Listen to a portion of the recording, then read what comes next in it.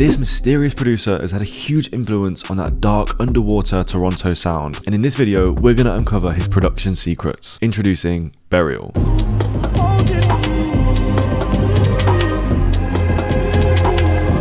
Burial is an electronic music producer from London whose sound takes inspiration from UK garage, ambient and UK hardcore. But how has he had an influence on the sound of hip hop and R&B? Wednesday Night Interlude from Drake's If You're Reading This It's Too Late samples Unfaith by Akali.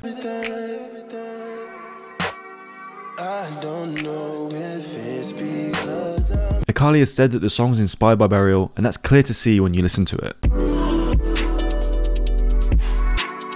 Even though it's not a direct link, Burial's sound has clearly resonated with Drake and Party Next Door, who produced the song. If that's not enough, Kanye's played Burial's music to set the vibe at his shows, and The Weeknd has a UK garage inspired track that sounds like something Burial would make. Knowing all of this, let's see what makes his sound so special.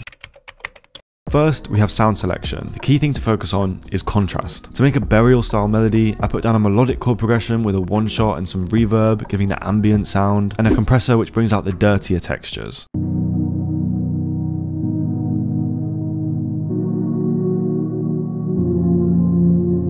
Also, notice how it's played in a really low octave, again adding to the gritty sound. On top of the chords, I added two synth textures playing different melodies. This is a great way to build an atmosphere. Burial said he tried to incorporate a dose of real life into his tracks, sounds popping up out of nowhere. That's why I panned each sound to a different side.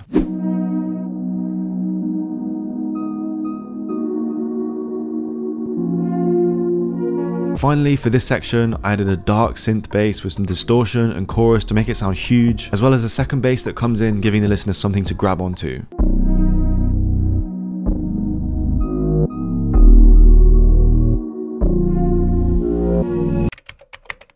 Next, we're going to look at Burial's unique way of sampling. He has a specific affinity for R&B vocals, which you can hear all over his tracks. That was a Ray J sample, but notice how the words are pitched and pieced together to create a completely different melody.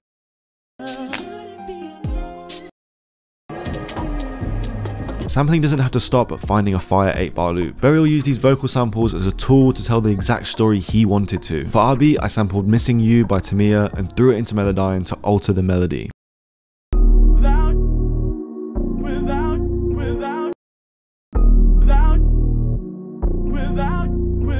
Notice how the last two chops end the loop perfectly. After that, I processed it with an alter boy delay, halftime and EQ, giving that ambient vibe.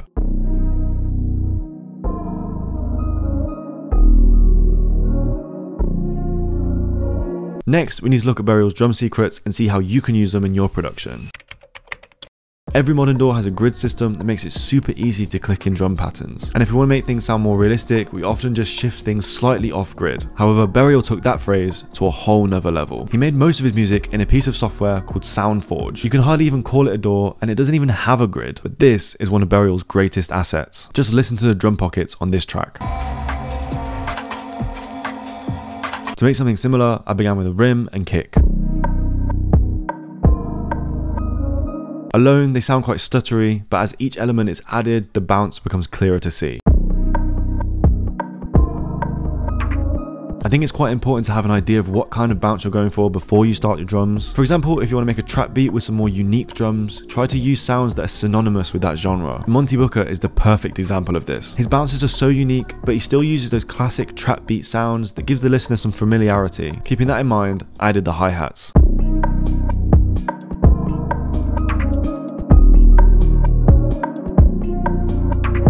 I even chopped up a UK garage splice loop, a genre that Burial was massively influenced by, to add that familiarity that we talked about earlier. Finally, we need to talk about textures. Throughout Burial's songs, you'll hear new ones coming in and out. Some people may not even notice it, but it's keeping the listener engaged with these little bits of ear candy.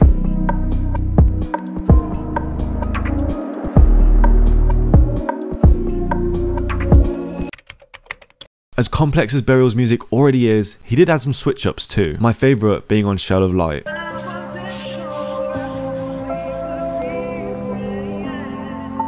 For RB, I brought in a new sound and chords, still using the same techniques, and it sounds like this.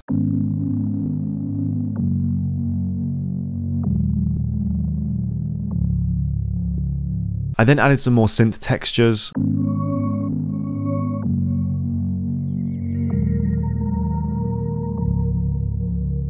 And finally, it needed some vocals. One artist that I thought would sound amazing mixed into this kind of beat is Brent Faiyaz. So I grabbed one of his acapellas, added a reverb, flanger, delay and EQ, and it left us with this.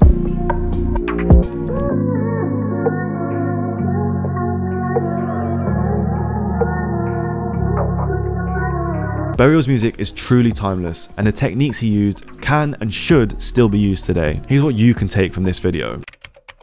Use contrasting sounds in your melodies to create something new, distort an ambient sound, add a reverb to a bass, the list goes on. Sampling can be taken as far as you want it to. Don't just stop at sampling a fire loop. Use pitching and time shifting to create something unrecognizable. Every drum element should work together in perfect harmony. Your snare could be so far off grid, but if it fits with everything else, who are you to say it's wrong?